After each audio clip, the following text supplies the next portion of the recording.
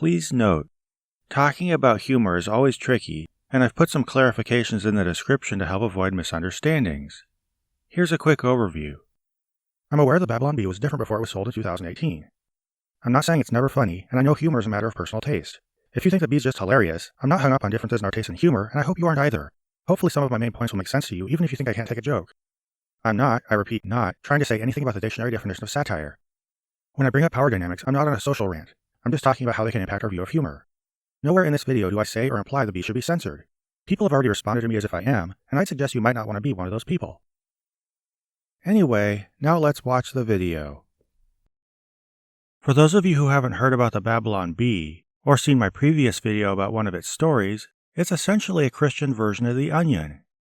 And if you're wondering how funny it isn't, remember that I just said it's a Christian version of The Onion.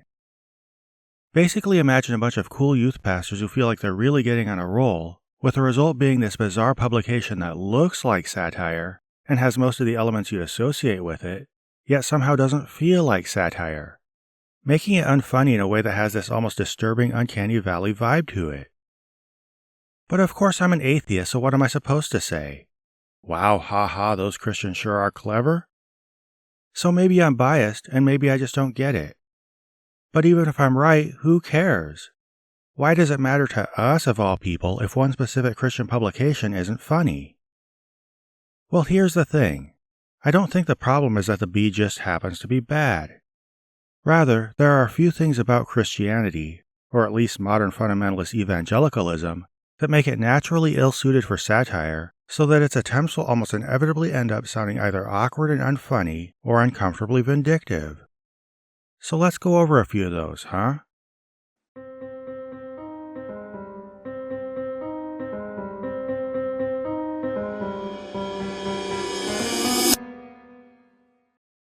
To illustrate my point, I'm going to review an article that packs a lot of jokes into one place.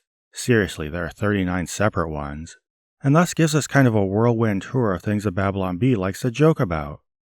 It's titled, "Here are all the headlines the Babylon Bee would have written if we were around in Bible times," and I'd suggest you pause to go to the story, link in the description, so you can give it a once-over and then follow along if you'd like. Are you back now? Good. Then let's get this going. The first issue I see with Christianity and satire is, 1. It has too many of its own sacred cows. This one's pretty much a no-brainer, right?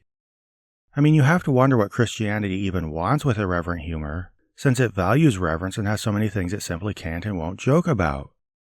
Now sure, all humorists have a personal perspective that on some level affects what kinds of targets they go after and what they feel crosses a line. I won't deny that.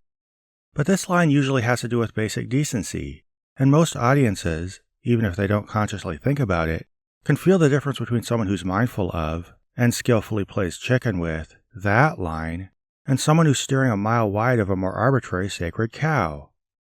The first one just means you're, possibly, a decent human, but the second makes you come off as stuffy and unfunny.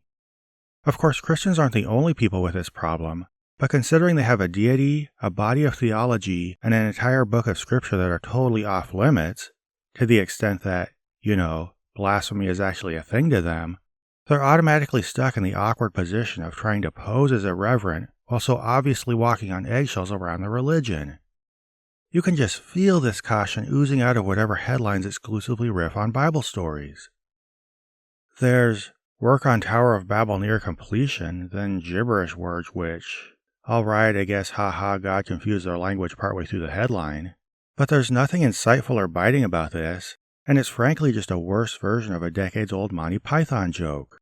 He who is valiant and pure of spirit may find the Holy Grail in the castle of... What? The castle of... What is dead? He must have died while carving it.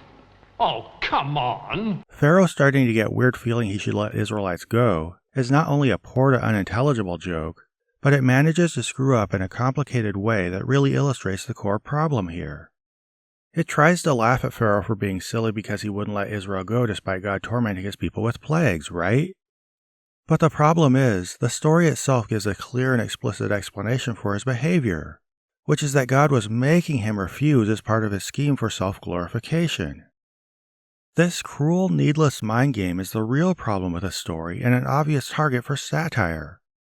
But since the Babylon Bee obviously can't make fun of that, it tries to pretend this absurdity isn't there while making fun of a character for doing something that's explained by the very absurdity it's trying to ignore. Its inability to mock the source material it's writing satire about forces it to default to a dumb, superficial joke that not only ignores the real problem with the story, but feels like it's being used to slap a coat of paint over it. This is part of why the bee looks like satire, but doesn't feel like it. If you thought this joke felt bland, aside from the fact that it was just lazy on an even obvious level, this might be part of why. There are similar stories the bee plays it safe with, but before moving on, I want to bring up the second point, which is 2. It sides with authority and power. As we move on to this string of headlines, the rest that seem to be exclusively about Bible stories, we notice another trend, which is that all these jokes take the extremely safe path of making fun of sin and its results. Along with our previous jokes about the hubris of the Tower of Babel and Pharaoh resisting God, we have Solomon suffering the consequences of polygamy, people not listening to a prophet, and Israel's repeated cycle of rebellion. This runs directly against the very spirit of satire. While satire uses humor to challenge authority, these jokes align with authority by taking jabs at those who resist it. While satire should have something irreverent to say about the text it's addressing, this one's not only devoid of any even playful criticism of the core narrative, but uses all its jokes to endorse its narrative. This projects a lack of self-awareness that makes the bee come off as stodgy instead of irreverent. A good satirist will try to undermine the pretensions of those in power and bring up questions about the core dynamics of authoritarian structure by, first, developing a keen insight into these dynamics and, second, using concise, humorous language to probe them for inconsistencies and possibly absurdities. While this won't necessarily lead you to reject the system in question, it should at least help you see it in some kind of new light.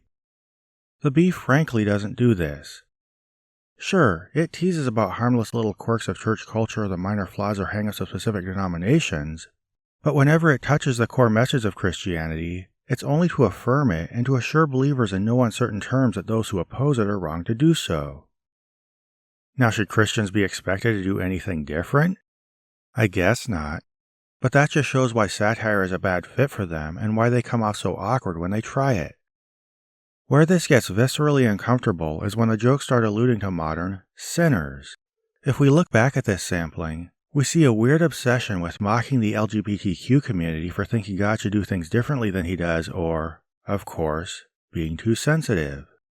Which is not how I grew up being taught Jesus would want me to react to sinners, and gives me the feeling that evangelicalism has taken a dark turn towards something really ugly and malicious. To be fair, I think this joke might be making fun of the own your enemies mentality, but if it is, it seems like a pretty weak, tepid, even ambiguous token apology for the overall tone of the rest of the article. But seriously, stop and appreciate that this humor piece includes a gag that not only equates the LGBTQ community with Sodom and Gomorrah, but responds to the idea of them burning with a lighthearted play on words. Now, aside from the obvious fact that this is, repulsive, what I find revealing here is the contrast between what line it will and won't cross. It won't even approach the line of questioning dogma, but then it gleefully and without reservation rushes to the wrong side of the basic decency line. This jarring reversal of how irreverent humor should interact with taste is a big part of what makes the bee sound detached from any universal sense of humanity. Rather than empathetic or insightful, it just comes off as mean in a targeted, uninteresting way that appeals to its audience's worst instincts. I mean, just imagine if, in Soviet Russia, Stalin sent a bunch of political prisoners to gulags, and a publication's only comment was, "Enemies of the state will have a chance to cool off in Siberia" or something. If your only point in bringing up a mass atrocity is to make a lighthearted joke at the expense of the victims without using your status as an alleged satirical publication to question the nature of the atrocities or the powers who carry it out, You come off as sucking up to authority in a way that borders on propaganda. Not only does this make you not satire, it makes you part of the reason a society needs satire. But if that weren't bad enough, Christianity faces another problem, which is 3. Its concept of right and wrong is based on fundamentalist dictates. This alone is almost a deal breaker for satire. When you value authority for its own sake, you not only fail to ask a lot of important questions, but you leave yourself with very little room for commentary or humor. Just look back at some of these headlines and ask yourself what they're criticizing people for and why. The very first one makes fun of people because they didn't like it when God decided there would be only 2 genders. A joke that's predicated on the assumption that God's right and thus disagreeing with him is silly on the face of it. Of course, this could also be seen as a shallow, misguided attempt to mock them for supposedly denying the realities of physical biology, huge improvement. But it's saying God created this reality and shuts down any questions about what he did because, well, he's God and we don't ask questions about him. This one mocks Israel for disobeying God again, which I guess would seem foolish if you just assume God's right about everything. But this assumption leaves you little room to bring up any nuanced critique or to flesh out any social observation other than the one track, you should obey God and if you don't, you're wrong. This is a huge problem, because satire is all about probing into questions of what kind of rules we should have, who should be making them, and why. And this is what leaves room for the very open-ended observations that make satire both insightful and funny. But when you're an authoritarian fundamentalist, you've already jumped to a single conclusion about all these questions. This boxes you into a corner where you have nothing new or insightful to say, so that your attempts at satire, at least on the topics most important to you, will usually come off as repeatedly haranguing people for not following the rules. This just doesn't leave you with much material to work with. Now, I won't claim this is the only approach and that consequences are never alluded to. For example, syphilis is implied to be a natural consequence of Solomon's, abundance of wives. But if you're invested in an authoritarian narrative, you're not really using these consequences to explore ideas, at least not in any open-ended way. You're starting with an existing, rigidly codified set of rules that you can't question and certainly won't veer from, and just looking for consequences that retroactively validate them. Your appeal to authority is the framework for all your ideas, and whatever commentary you patch together is just superficial decoration you hang on this framework in an attempt to make it look more complex and interesting than it really is. Next, 4. It has too much power in our society.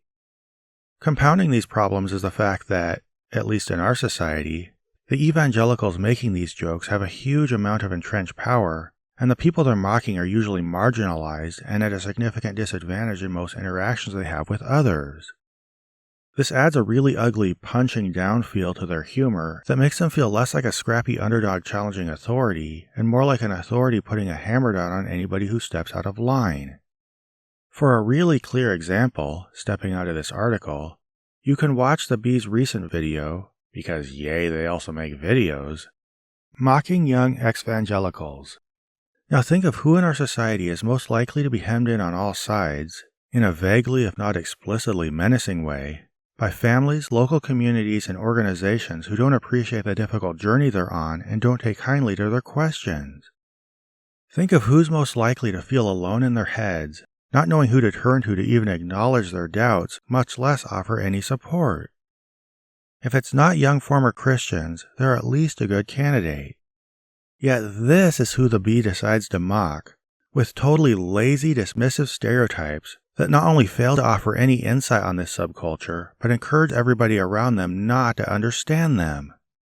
This is where irresponsible satire can start to do real harm, and I'll respond more to this in a later video. But in general, this is a huge pitfall that makes Christian humor sound, and function, a lot different in our society than in, say, a heavily Muslim country or an alternative universe where Christians are a generally powerless minority. And finally, 5. It squelches the very kind of curiosity that makes satire work. Good satire is not nearly as easy as it looks.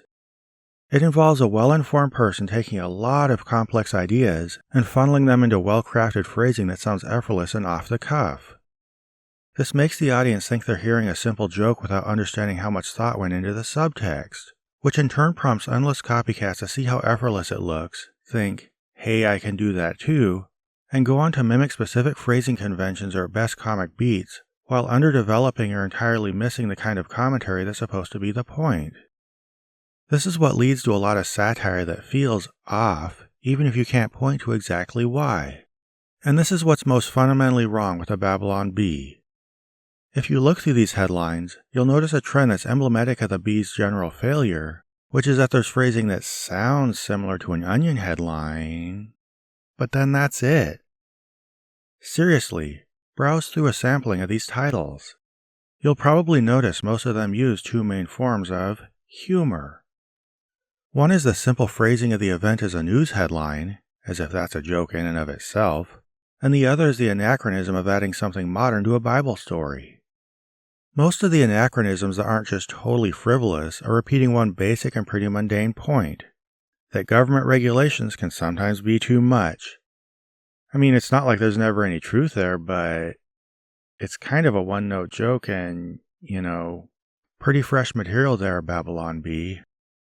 There are obviously more things going on here, and we've covered a lot of them already, but these two jokes do way too much of the heavy lifting. Of course, the unimaginative superficiality of the Babylon Bee's satire is more an indictment of its writers than a reflection of any aspect of Christianity. I get that. But I see an issue here that, while less tangible and harder to demonstrate than the rest, cuts deepest to the core of why fundamentalist thinking is ill-suited to satire. To develop the insights for good satire, a person needs the flexibility of thinking to openly explore and think critically about power dynamics and the way authority asserts itself. Your mind needs to be able to consider these questions from all sides, thinking freely about them without putting up mental blocks, and be open to any conclusion.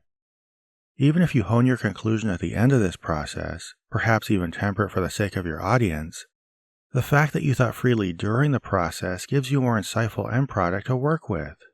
But the more places you simply won't let your mind wander, the more flat and unimaginative your product is going to be. And this is why Christian attempts at satire are almost always going to sound, well, flat and unimaginative. Now, do people of all other religious and social and political stripes put up their own mental blocks? Of course, and to whatever extent they do, their material suffers. But while anybody can fall into this kind of thinking, Christianity pretty much demands that they do. For point of reference, think of the statements of faith people must sign before joining Christian institutions, which require them to affirm beliefs about things like God's divinity or the age of the earth. The problem with these is not just that they require scientists to reject findings that show that, for example, the earth is billions of years old. It's that it locks them into a mental rut that squelches the very imagination and open-ended inquiry at the core of scientific thinking. The same goes for Christian satire. It's not just that they can't make any jokes criticizing God or exploring any potential inconsistencies or absurdities in core Christian teachings. It's that their minds can't even wander into places that would consider the insights behind these jokes. Even worse, their minds don't need to wander, don't need new insights, because they already have a complete and perfect set of rules about how to live passed down to them by God. The very pioneering spirit that makes a true satirist set out to explore what we consider right and wrong and why is unnecessary for a fundamentalist, because what is there to explore when what we consider right is the commands of God and why is because He said so? This makes me wonder, what is a Christian satirist even trying to do? The only point I can see is to affirm an existing set of commands and lash out at nonconformists. But maybe it's more shallow and unintentional than that. Maybe they see the world producing satire, notice it's hip and cool these days, and try to be relevant by making a Christian version of it while misunderstanding what it is and why it works. Maybe it's a combination of the two. Now, one thing I want to clarify before I finish is I don't intend this to be a definitive or even entirely correct take on Christian satire. These are my largely speculative thoughts, and I'm sure I'm off on some points. So take some things and leave others. That's fine. In fact, that's what I want you to do as critical thinkers. But the fact is that humor of any subculture means something. And I suspect if we listen to it closely, the Babylon Bee just might whisper something to us about how evangelicals process ideas, what they aspire to be, and how they see their relationship with the world. Or maybe it's just stupid garbage.